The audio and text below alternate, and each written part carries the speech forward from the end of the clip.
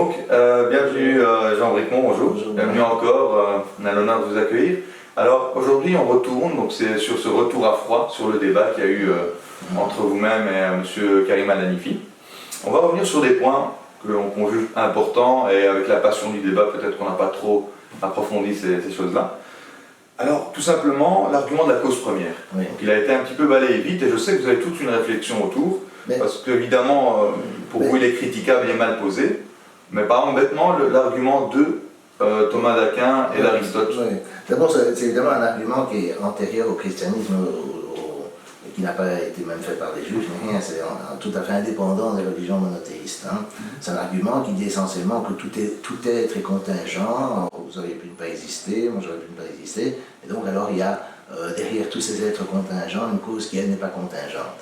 C'est un argument purement a priori, qui n'est basé sur aucune considération empirique, et ce n'est pas la même chose que remonter au Big Bang ou demander s'il y avait un Big Bang, parce que ces gens n'avaient aucune conception scientifique moderne de ce qui se passait.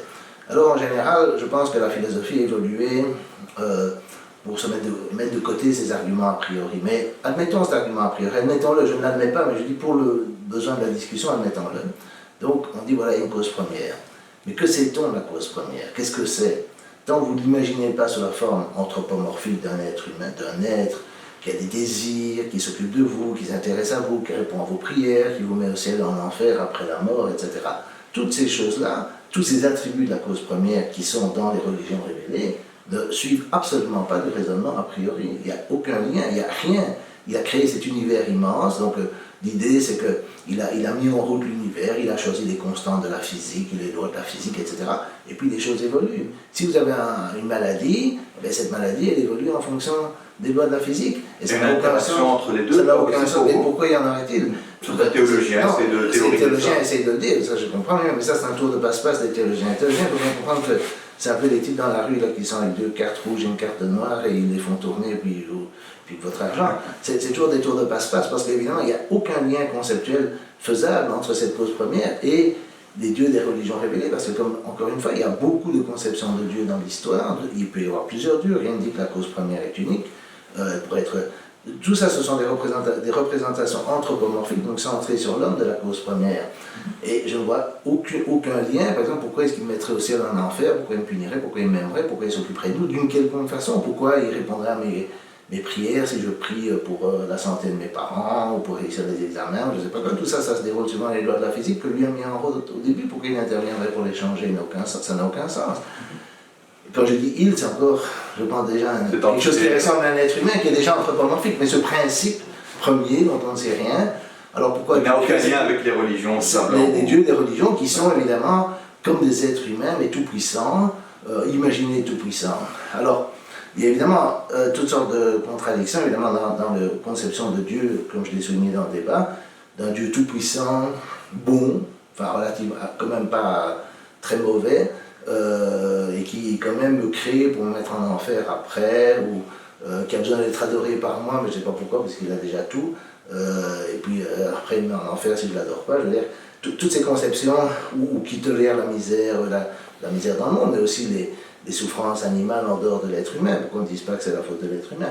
Donc il y a des tas de contradictions dans le concept concret de Dieu. Et encore une fois, ça n'a rien à voir avec la question philosophique. C'est la description théologique.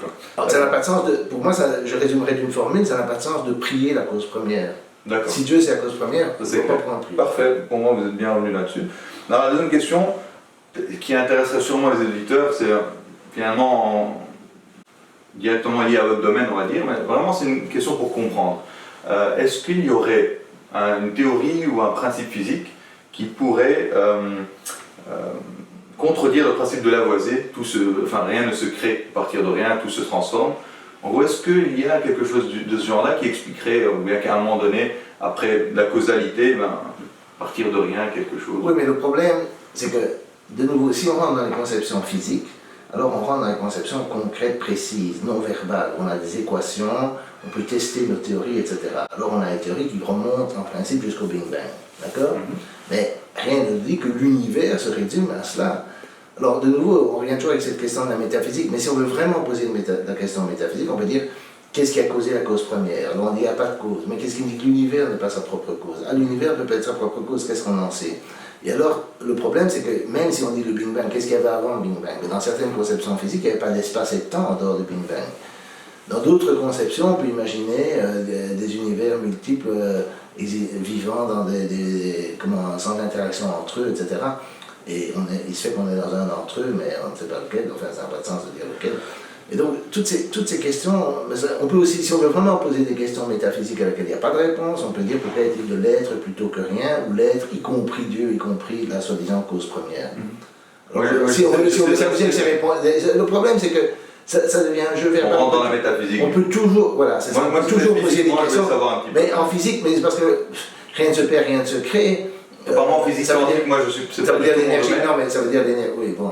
Il y a alors les théories sur l'origine de l'univers, mais de nouveau, les théories sur le Big Bang, évidemment, sont simplement des extrapolations des équations de la relativité générale vers le passé, où on dit qu'il y a une singularité au départ, il y a l'expansion de l'univers, alors mais ça ne nous dit pas qu'il n'y avait pas quelque chose avant, que le temps a un sens avant, ou qu'il n'y a pas d'autres...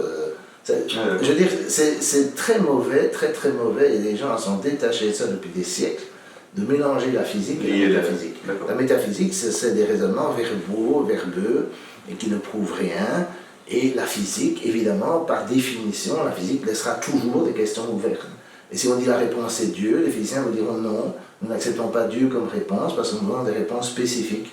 Et quelle que soit la question, vous pouvez toujours dire c'est Dieu la réponse. Mais vous devez alors faire le lien entre ce mot, qui n'a aucun sens précis, Dieu, et puis le mot très précis qu'il y a dans les religions révélées. Il faut me donner un argument qui me montre que la cause première, ou le Dieu que vous mettez derrière comme solution des inconnus en physique, ne veut pas que vous mangez du porc. Et ça, le défi. La liaison, encore une fois, d'accord. Et ça, c'est impossible. Conceptuellement, c'est impossible. En gros, la science est toujours réfuter et valider des hypothèses, mais ce n'est jamais... Après, elle s'arrête quelque part. Si on nous dit qu'au-delà des hypothèses, on dit à Dieu, ça veut dire qu'on arrête la recherche.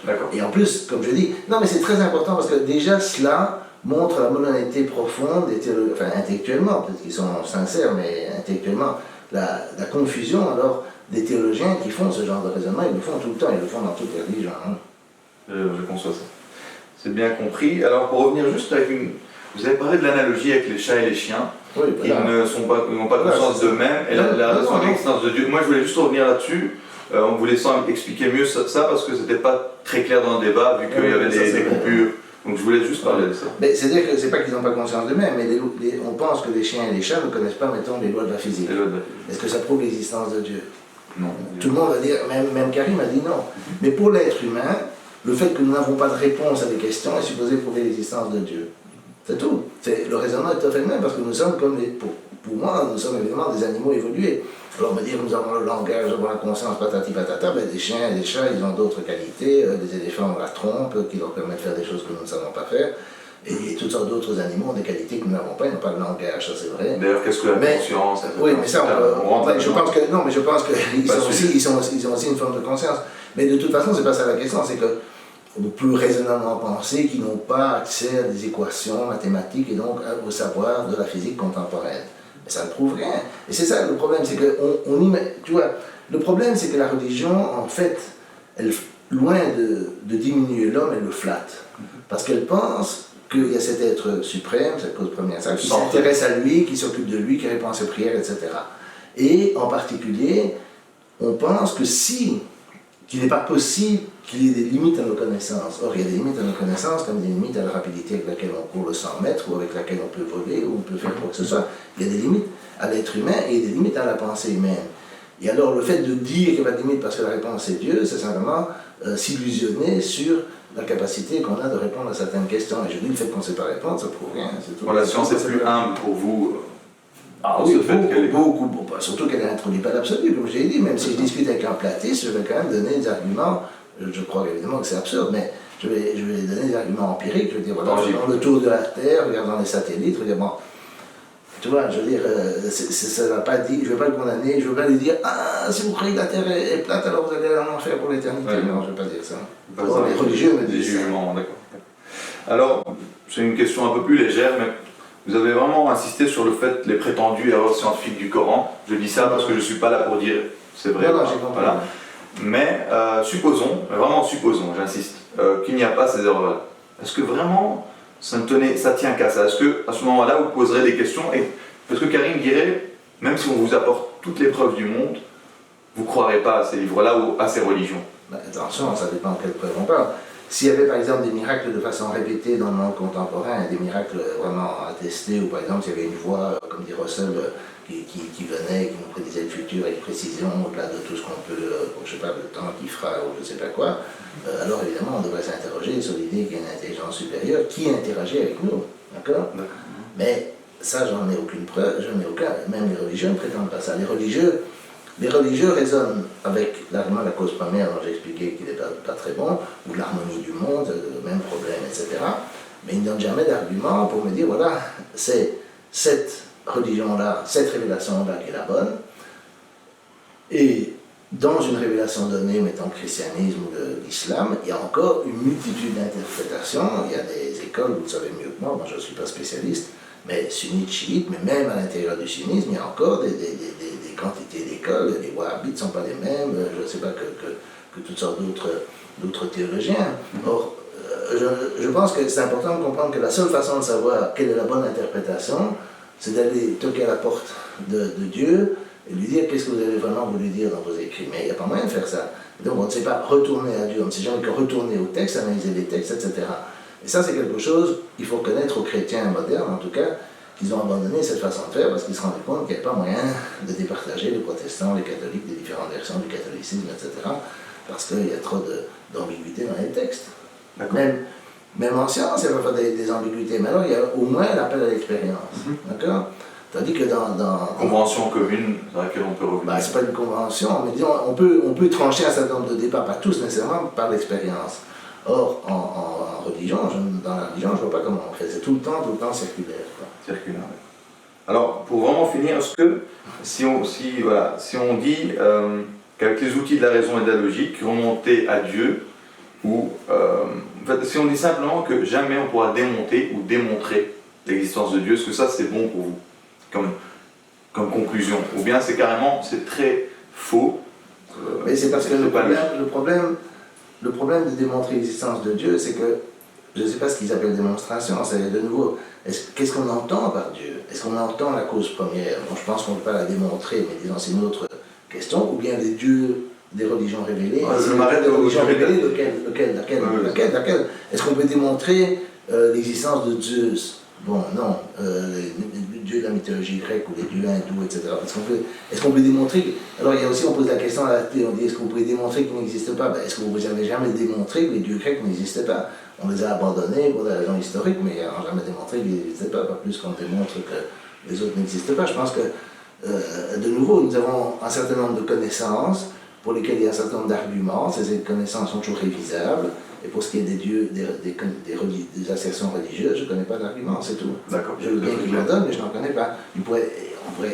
Karim ne prend pas l'argument des miracles, ça c'est un argument que beaucoup de gens utilisent, mais s'ils utilisent l'argument des miracles, alors il y a des tas de discussions justement sur la fiabilité des miracles et des avancées de la science font que beaucoup de miracles anciens. Ce qu'il disait lui-même dans chaque groupe. Oui, c'est ça. Et alors en plus évidemment, on a aussi. Mais tu vois, le problème, c'est par exemple, tu poses la question des erreurs scientifiques. Mais s'il n'y a pas d'erreurs scientifiques, il y a tous les arguments d'implausibilité aussi, par exemple l'efficacité de la prière. Il y a des gens qui, pourtant, je puis voir, sont d'excellents chrétiens, d'excellents musulmans, on prie pour eux, et pourtant ils meurent dans de grandes souffrances parce qu'ils sont malades. Et alors on ne comprend pas ce Dieu qui joue à cache-cache, qui de temps en temps, soi-disant, interviendrait, à d'autres cas n'interviendrait pas. Et on ne sait pas souvent quelle logique, on ne comprend rien du tout. Alors pourquoi s'en faire? Pourquoi se préoccuper de lois, comme dit, qu'il a lui-même révélé, qu'elle a dérobé dans un coin obscur de Perdu de l'Asie? Pourquoi est-ce que ce message qui est universel pour tous les hommes ne s'est répandu qu'à la faveur de conquêtes militaires, en pratique pour le christianisme et l'islam? Et pourquoi est-ce que, je dois me préoccuper de ce genre de, ce truc qui est tellement arbitraire? Par exemple, peut-être, si la cause première est identifiée à Dieu, si la cause première est méchante, peut-être qu'elle vous a dit de suivre les enseignements du Coran, elle va quand même nous mettre en enfer si on les suit, parce que s'il est arbitraire, tout est possible, on peut tout imaginer. Bon, ce n'est pas raisonnable. C'est une question, oui, bien sûr. À un moment donné, toutes nos connaissances sont une question de raisonnabilité. Si vous voulez croire que la Terre est plate, alors vous pouvez dire que toutes les photos de satellites sont fausses, que si on fait un tour en avion, on vous manipule, etc. Vous pouvez toujours vous en tirer Et c'est un peu ça ce que faisait Karim, parce que Karim acceptait toutes les objections, mais il n'y répondait pas. Quand je lui ai posé le problème du mal, il m'a dit, pour le lion, pour la gazelle, c'est peut-être mauvais d'être mangé pour le lion, mais c'est bon pour le lion. Alors je lui ai dit, pourquoi Allah n'a pas fait tous les animaux végétariens, le problème ne se poserait pas, il n'a pas répondu à ça. Et on peut continuer comme ça avec des arguments sur le problème du mal, ou le problème de l'arbitraire, etc., ou pourquoi est-ce que certaines personnes souffrent ou d'autres pas, etc., ad infinitum. Et tout ça ne cadre pas avec l'idée qu'on a d'un Dieu quand même relativement bon, relativement miséricordieux. C'est très clair, je pense que c'est irréconciliable, en tout cas, vu comme ça. Pour finir plus léger, Karim vous avez demandé de lire un petit passage du Coran. Alors vous avez dit un peu blablabla. Les gens vous ont jugé un peu antisémite, mais est-ce que vous êtes islamophobe? Mais d'abord j'ai dit blablabla parce que c'était la partie, évidemment il connaît le Coran par cœur, mais la partie du Coran où on énonce des lois morales qui sont universelles, on va dire, et qu'on trouve chez les chrétiens, on trouve chez les athées aussi, ne pas tuer les gens, être gentil, je sais pas quoi, ne pas mentir, je sais plus ce que c'était. Et donc j'ai dit blabla parce que ça m'énervait un peu qu'il me forçait à les lire, et je lui ai dit maintenant je vais en lire un autre passage, alors on appelle à tuer les mécréants, les juifs, les chrétiens, etc. Et donc il y a les deux, donc déjà c'est un peu contradictoire. Et c'est quelque chose que Diderot faisait remarquer d'ailleurs, c'est dans toutes les religions, on a des règles qui sont en fait universelles, plus ou moins, qu'on ne respecte pas tout à fait, mais et puis il y a des règles particulières.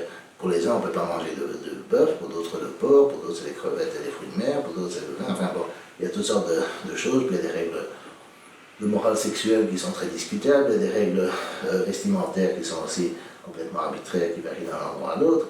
Et donc, on a ce problème, si on veut, des deux types de morale dans la religion, et aussi de combattre les mécréants, etc. Bon, que évidemment, il n'y a pas chez les mécréants. Et donc, comment dirais-je, il y a ces... Alors évidemment, on peut toujours trouver la partie banale, si on veut, commune, et alors dire, voilà, vous voyez, la religion, mais on n'a pas besoin de ça, parce que les autres acceptent ça aussi, pour que ça... Alors, c'est des trucs spécifiques qui doivent être justifiés, mais les trucs spécifiques, comme M. Thieu a dit, il n'y a aucune justification qui est apportée. Alors, sur la question de l'islamophobie et de l'antisémitisme, premièrement, je ne suis pas antisémite. C'est très bien.